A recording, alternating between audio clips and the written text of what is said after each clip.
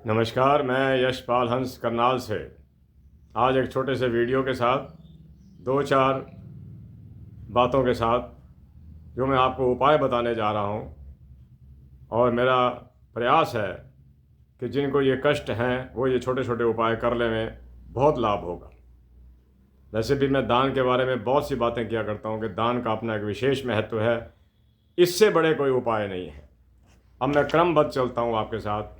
ये चीज़ें मैं आज नोट करके भी आया हुआ हूँ कि अगर आप महसूस करते हैं कि आपको धन की विशेष कमी है, मेरा आज का वीडियो बहुत छोटा सा ही है, सिर्फ उपाय बता रहा हूँ, 2-3 करते रहिएगा, आपको लाभ होगा। अगर आप महसूस करते हैं कि आपको धन की कमी रहती है, जो धनोपार्जन ही नहीं है, कहीं बड़ी कमी चल रही है, कईयों के पास जॉब नहीं होती, कईयों के कारोबार नहीं चल रहे होते, कईयों के जैसे होता है बिजनेस प्लेसेस पर काम नहीं होता, मैं आपको एक बहुत छोटा सा उपाय बताता हूँ, बहुत छोटा सा उपाय बताता हूँ। आप ये कर देना। आप कोई भी जैसे कहते हैं मछलियों को, केतु का ये सिस्टम है, आप आटे के गोलियां बनाकर नदी में फेंकना, तालाब में नहीं, बहते पानी के अंदर। आपका काम चल पड़ेगा, जैसे पानी चलता है काम चल पड़ेगा। अगर आपको जॉब नहीं मिल रही तो मिल जाएगी। बहते पानी में आटे की गोलियां छोटी छोटी बनाकर डालिएगा। देखो, कुछ ज़रूरी नहीं होता कि हर बहते पानी के अंदर बहुत मछलियां हों, लार्वा बहुत होता है, वो खा जाते हैं। और जो पशुओं को हम देते हैं ये वास्तव में कल्याणकारी है, क्योंकि पशु बोल नहीं सकते, वो मनुष्यों पर डिपेंड करते हैं। कई बार मैं सोचता हूँ कि देखो, अनादिकाल से कुछ पशु हमारे साथ रहे, जैसे गौ माता हमारे साथ रही, श्वान हमारे साथ थे, छिपकलियाँ हमारे साथ थी, मेंढक आदि, ये जीव सदा हमारे साथ रहे, हर युग में रहे। तो आप ये दान करना, कभी कभी महीने में एक बार एक नारियल किसी चलते पानी में बहा दिया करो, पूरा उसको लाल धागे से बांधा और नदी में प्रवाहित कर दिया। और हो सके तो अपने सिर पर उसको वार लिया करो 7 बार, क्लॉकवाइज, एंटी क्लॉकवाइज नहीं, क्लॉकवाइज वारना करी, महीने में एक बार एक नारियल बस।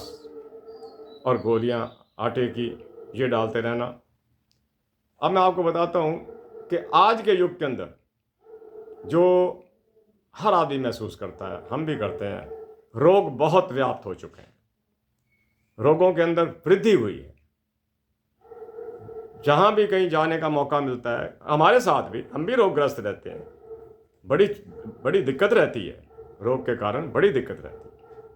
तो आप छोटा सा एक काम करना, जो भी आपको रोग है, मैं ये नहीं कहता कि आप डायबिटिक हैं, आपको क्या तकलीफ़ है, मैं सिर्फ उपचार बता रहा हूँ, क्योंकि छठा घर हमारा कुंडली के अंदर बीमारी से रिलेट करता है, और उसका मालिक स्टेट वे बुध है, क्योंकि बुध छठी राशि का मालिक है, कन्या का। बुध की वस्तु है मूंग, खाने वाले मूंग, मूंग का दान कीजिए लंगरों के अंदर, आपके रोग काफ़ी हद तक घटेंगे और आप महसूस करेंगे कि ठीक हैं, बेटर हैं पहले से, क्योंकि दान का बड़ा महत्व है। ये मैंने अपने जीवन में भी देखा और अपने जितने यजमान लोग आते हैं उनसे भी करवाया। आप लंगर के अंदर दान कीजिएगा मूंग का। एक बात आपने और देखी होगी, 2 चीज़ों का मैंने बताया आपको, धन आगमन के लिए, और दूसरा मैंने आपको बताया रोग और कष्ट के लिए। कई बार हम लोग ऋण ले लेते हैं, कहीं से भी लें, साधन सरकारी हो या गैर सरकारी हो, उतरता नहीं है, बड़ी दिक्कत आती है, बड़ी दिक्कत आती है। व्यक्ति अपने आप को अपमानित महसूस कर रहा होता है कि मेरा कर्जा नहीं उतर रहा, लेने वाले दरवाजे पर आए खड़े। ऐसी 100 बातें, आदमी दुखी होता है, मेरा कर्जा नहीं उतर रहा। बहुत छोटा सा उपाय बता रहा हूँ, बहुत छोटा सा उपाय, बहुत छोटा सा उपाय। हफ्ते में 1 बार 2 बार रोगी को भोजन करवा दिया करो, चाहे हॉस्पिटल में दे आओ या जहाँ भी कोई आपको दे। ये आपने देखना है, चॉइस आपकी है, रोगियों को भोजन कराओ। और ये तीसरा मैंने बताया आपको, पहला धन का बताया, दूसरा आपको मैंने रोग का बताया, तीसरा मैंने आपको ऋण कैसे उतारा जाए। वाकई आप बुजुर्गों को भोजन कराइए, रोगियों को भोजन कराइए, आप ऋण मुक्त हो जाएंगे।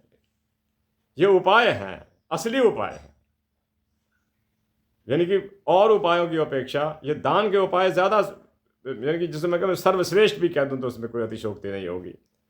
आप ये देखते होंगे, अगला स्टेप पे आ रहा हूँ मैं यही मेरा आज का छोटा सा वीडियो है कि आपने महसूस किया होगा कि घर का सामान अक्सर ख़राब रहता है। बल्ब हैं तो जल्दी फ्यूज़ हो जाते हैं, घड़ियाँ ख़राब हुई पड़ी हैं, कोई कुर्सी पड़ी है, कोई चढ़ा है बच्चा उस पर, कुर्सी टूट गई है, या कुछ और आप महसूस करते हैं कि घर का सामान ज़्यादा ख़राब रहता है। आपके लिए मैं छोटा सा एक बार काम बताता हूँ। अगर आपके घर का सामान ख़राब रहता है, विश्वास करना, आप अपने घर के बुज़ुर्गों की इज़्ज़त करनी शुरू कर दो। घर के बुज़ुर्ग हों, कोई ज़रूरी नहीं घर के, कई बार घर में बुज़ुर्ग नहीं होते। अब मैं इतनी उम्र का हो गया हूँ, मेरे बुज़ुर्ग हैं कोई, वो तो कब के चले गए। मेरा दायित्व बनता है कि जो मेरी उम्र के लोग हैं, चाहे मेरे पड़ोस में रहते हैं, अगर मैं उनके लिए कुछ कर सकता हूँ तो कर दूँ। अपने बुज़ुर्गों का सीधा रिलेशन सूर्य के साथ भी आता है और बृहस्पति के साथ भी आता है। ये दो ग्रह अगर जिसके ठीक हैं, सब ठीक है। मेरे प्यारे बंधुओं, अगर आपके घर का सामान ख़राब होता है, कई बार सामान इकट्ठा ही नहीं हो पाता, हम सोच रहे होते हैं कि ये नई चीज़ लेंगे, उसका बनता ही नहीं, सिस्टम ही नहीं बनता कि उसको लूँ कैसे, धन नहीं आ रहा, ऐसा हो रहा है वैसा। आप बुजुर्गों की, बृहस्पति धन का मालिक है और सोने का मालिक है, गोल्डन चीज़ों का मालिक है, गोल्ड है बृहस्पति। उसको खुश करने के लिए आप बुजुर्गों की सेवा कीजिए। बृहस्पति सबसे बुजुर्ग ग्रह है। Respect the elders, respect the old age पर सीनियर सिटीजन्स, उनकी इज्जत करिए, आपको आपके घर के अंदर समृद्धि रहेगी। अंतिम बात करता हूँ, छोटा सा वीडियो है मेरा आज का, कि कईयों के पास धन नहीं टिकता, कमाते हैं, बहुत कमाते हैं, टिकता ही नहीं। खर्चे इतने ज़्यादा हो जाते हैं, बढ़ जाते हैं खर्चे, और खर्चे वैसे भी जीवन के साथ साथ बढ़ते हैं। जब हम लोग बच्चे थे, हमारे क्या खर्चे थे, विवाह हुए, उसके बाद संतानें हुई, उनकी फीसेस जा रही हैं, बच्चों को पाला जा रहा है, एटसेट्रा करते हुए खर्चे बढ़े। फिर ऐसा एक सिस्टम बना कि हम उस खर्चे पर टिक गए, हमने भी घटाने की कोशिश नहीं की। तो मैं आपको छोटा सा तरीका बताता हूँ, अगर आप इन चीज़ों से बचना चाहते हो कि आपके जो धन नहीं टिकता, धन टिकना शुरू हो जाए, बड़ा साधारण सा तरीका, सप्ताह में 4 वृद्ध आश्रम, यानी कि 4 बंदों को किसी वृद्ध आश्रम में भोजन करवाया करो, या पूछ लिया करो कि आपको क्या चाहिए। कोई आपको कपड़े की डिमांड भी कर सकता है कि जी मुझे एक कपड़ा चाहिए। इतना तो आदमी कर, जितना आप कर सकते हैं अपनी, जिसे कहते हैं ना, समर्थ से ज़्यादा किया हुआ दान, दान नहीं कुदान कहलाता है। समर्थ से बाहर तो बिल्कुल ना जाना, बिल्कुल ना करना। अगर आपकी समर्थ 10 रुपये देने की है तो 11वां रुपये देने की कोई ज़रूरत नहीं। अगर आप 4 बुजुर्गों को वृद्ध आश्रम के अंदर उनकी इच्छा अनुसार कोई वस्तु दे देते हैं, तो मैं आपको आश्वासन दिलाना चाहता हूँ कि आपके घर के अंदर धन टिकना शुरू हो जाएगा। इसी के साथ मैं यशपाल हंस करनाल से आपसे आज्ञा चाहता हूँ। नमस्कार, जय जगत, जय भारत। शीघ्र आपसे फिर मिलने की कोशिश करूँगा किसी छोटे वीडियो के साथ। नमस्ते, नमस्कार।